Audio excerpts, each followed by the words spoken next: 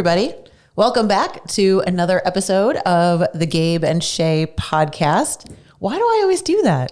Gabe Shey. I'm not Gabe. I'm Shey. I am straight up Shey today. No, I'm Gabe. You're Gabe. I'm Gabe. I'm Shey. She is Shey. And this is actually a special Valentine's edition of Gabe and Shey What's Valentine's? Podcast. The Valentine's Day Gabe and Shey Podcast. Yeah. You lucky people. You have no idea what you're in for today.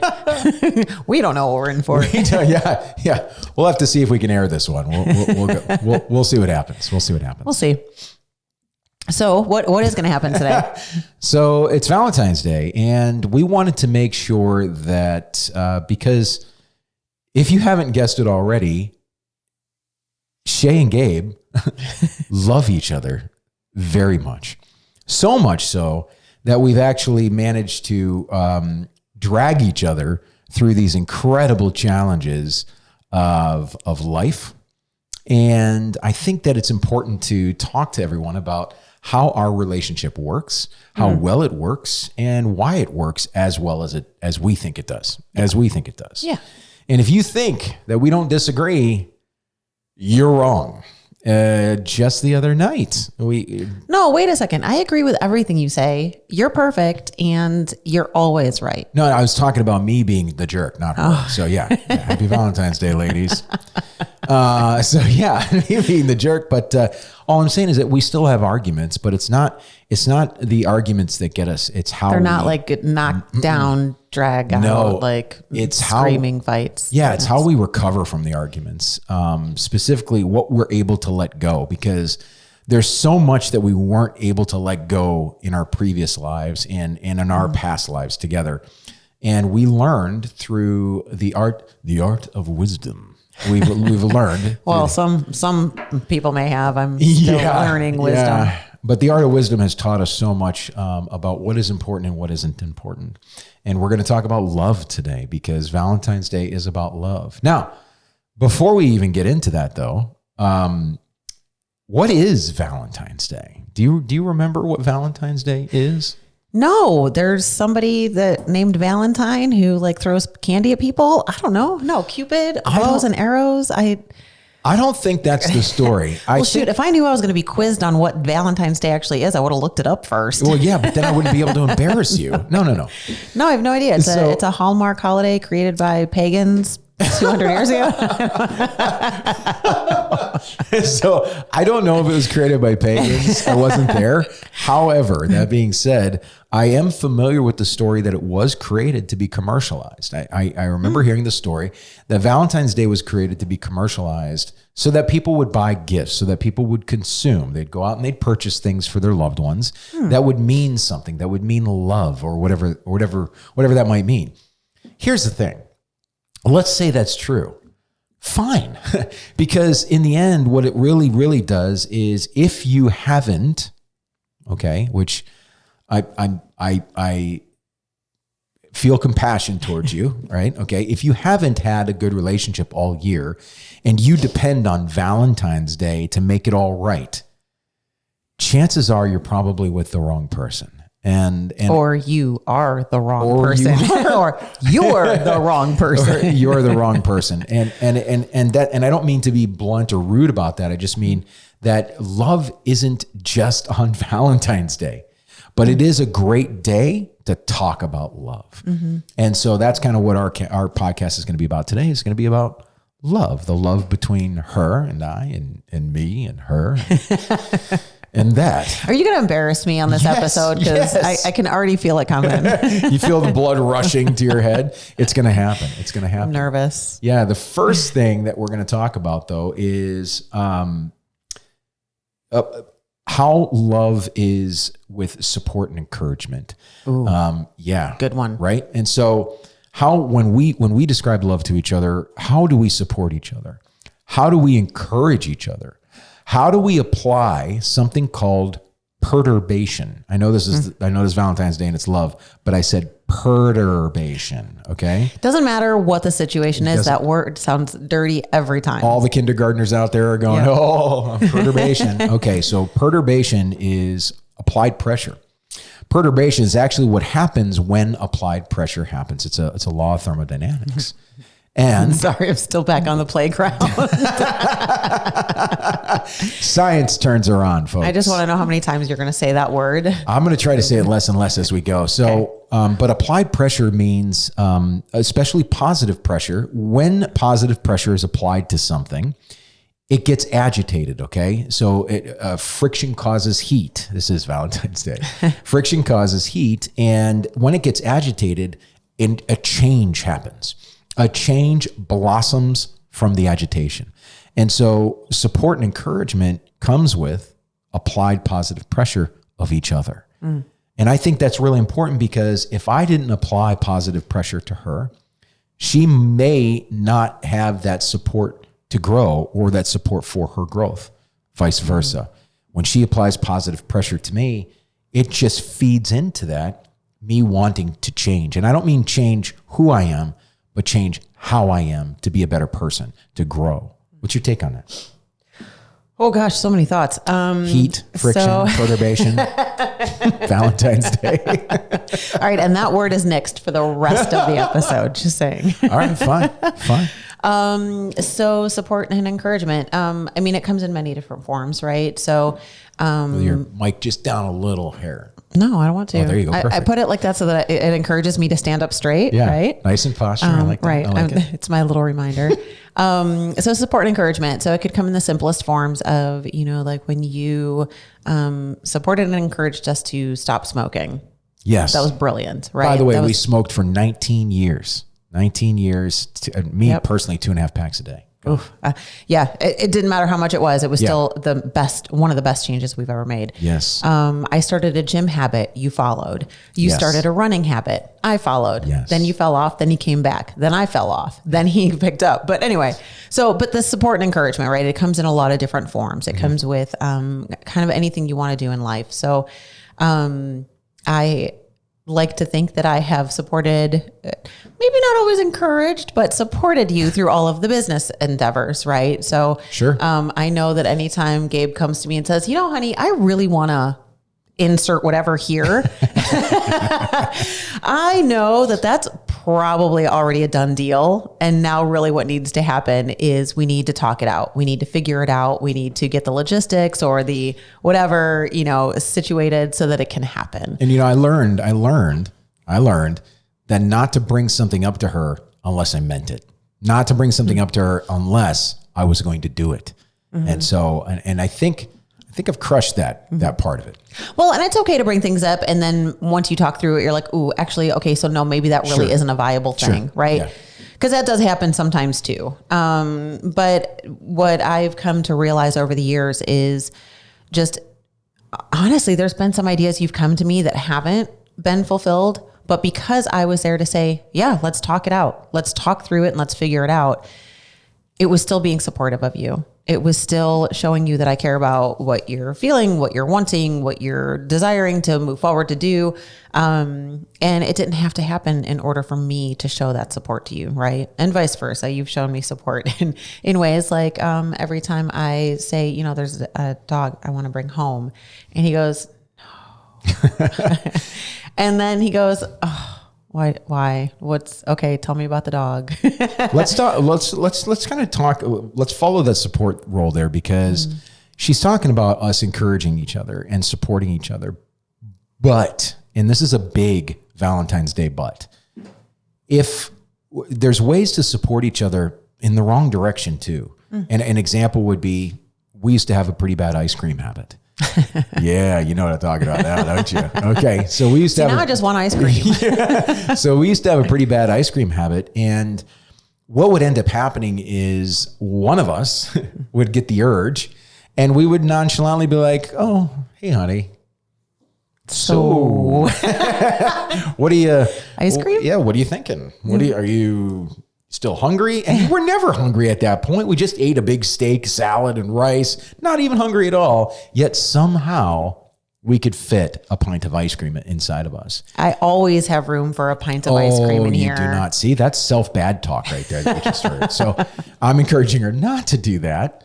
But that was the exact opposite though. That's supporting each other in a negative way. So when we start supporting those types of habits, to me, that's really our insecurities coming out and projecting those insecurities onto the other person. Sure. So you really have to be careful with that. I think we should focus though on the support and encouragement of the good things. Yeah, of the more positive direction. We do. I agree. I just want to make sure that we've got some practical things to look for in case it might be supporting an unhealthy lifestyle. That's true.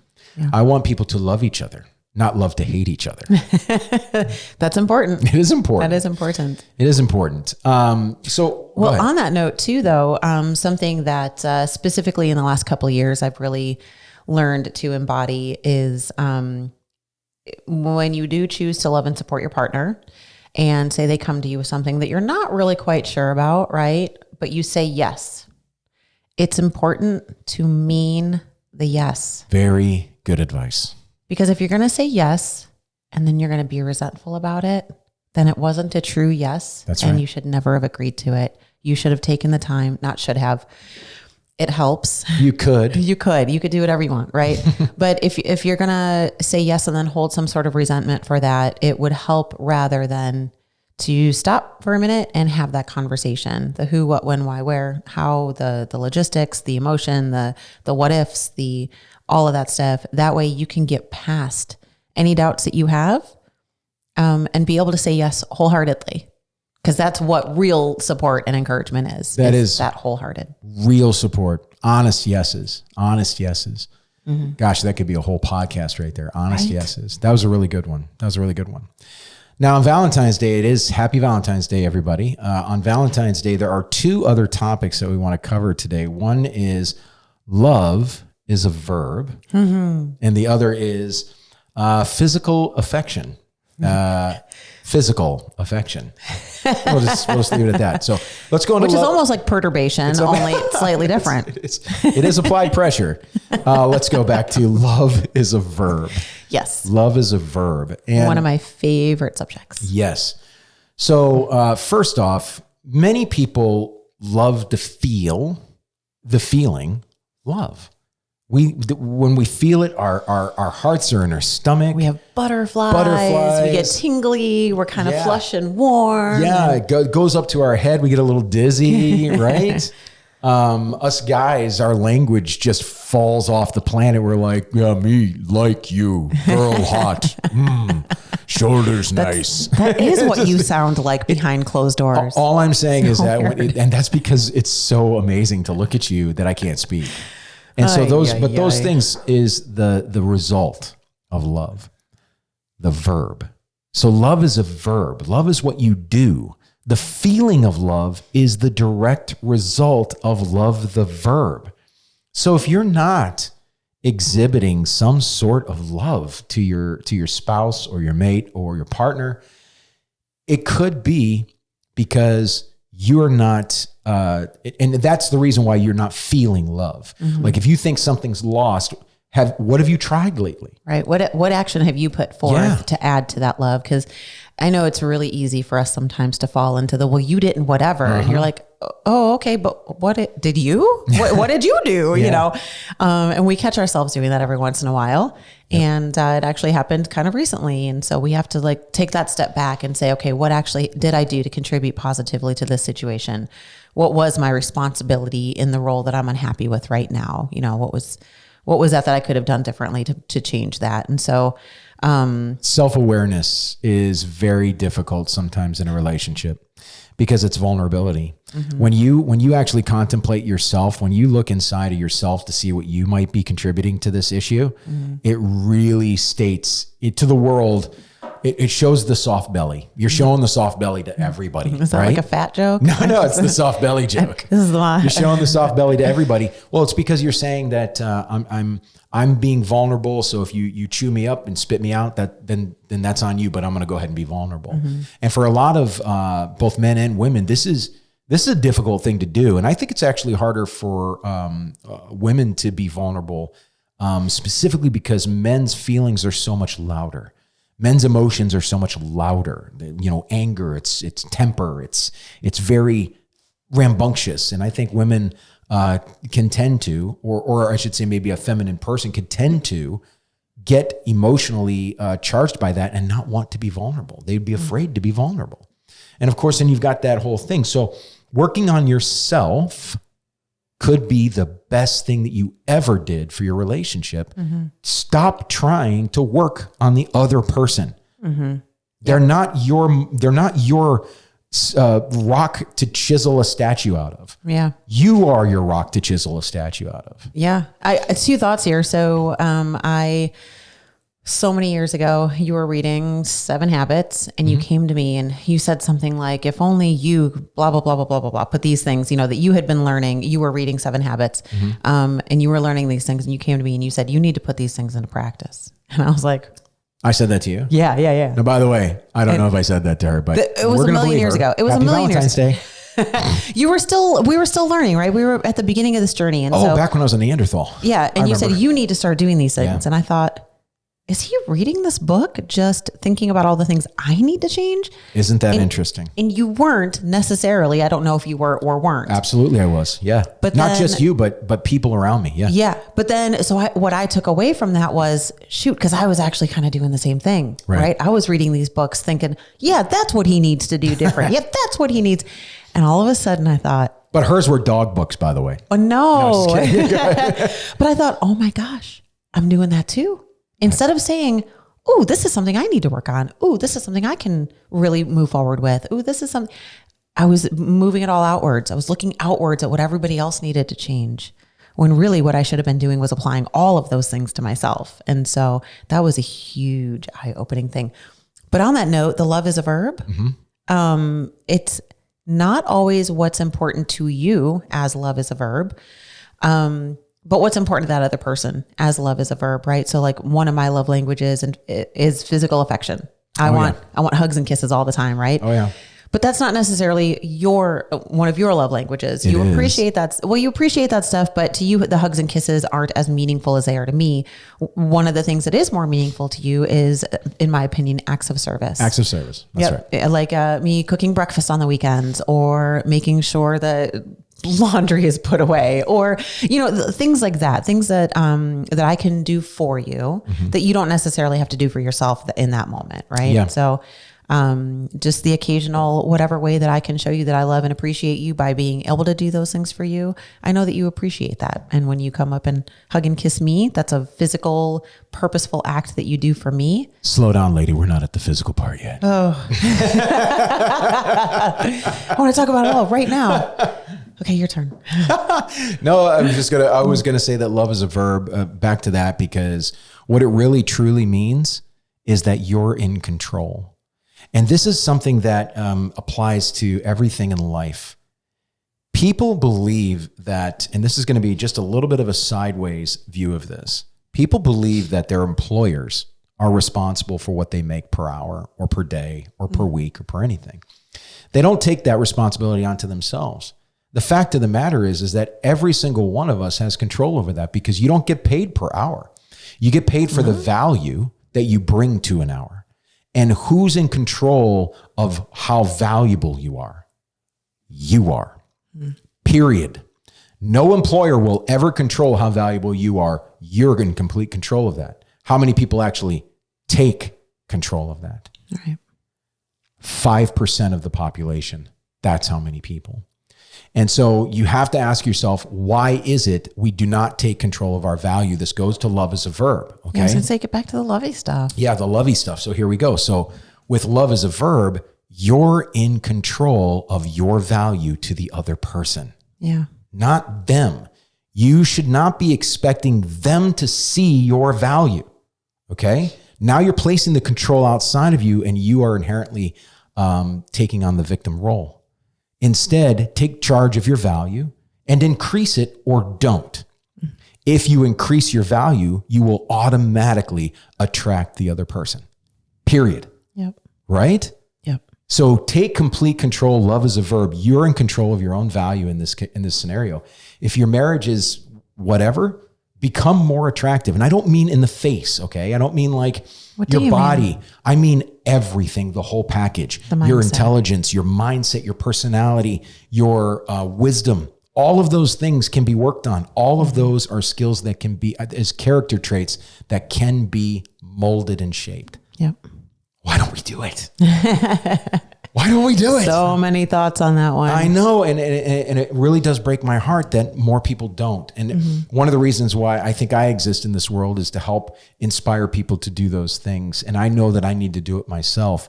And so I'm constantly trying to increase my value, not just to the marketplace, but to my absolutely gorgeously sexy wife, my trophy wife.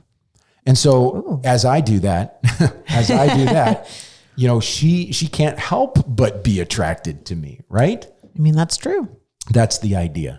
I think we're both doing a really good job, actually, of attracting each other. So speaking of attraction. But love is a verb. Love is a verb. So specifically being purposeful in your actions. Intentional, taking that action, putting forth that effort, right? Because if you're not putting forth that effort, why would you expect the other person to? And don't wait for the other person to. Don't justify it by saying, well, I'm going to wait to see how long it takes them to whatever. Don't do that. No. If you care about your relationship, if you want it to be in your relationship, if you want success in your relationship, then take those actions. Yes. Whatever that action means to you and your partner. Take that action. Shey said, put in the effort. Such huge words there. Put in the effort, but not just put in the effort on the other person. Put in the effort into yourself. If I'm having a relationship problem, you know, one of the first things I do is I go and I educate myself on relationships. Isn't that interesting? I don't know everything about relationships. Why would I ever? You don't? No, I don't. And so why would I ever presume that I do know everything about relationships? Because I don't. So if things don't work out between us, I go and I start to educate myself and up my level. I up my skill. And not only, actually, I'm going to like toot your horn a little bit here, because not only do you educate yourself on relationships, but you even like surprise me sometimes. So some of you may or may not know that we have actually known each other. We fell in love 28 years ago, and we've been together for many, many, many, many years. We know pretty much everything about each other.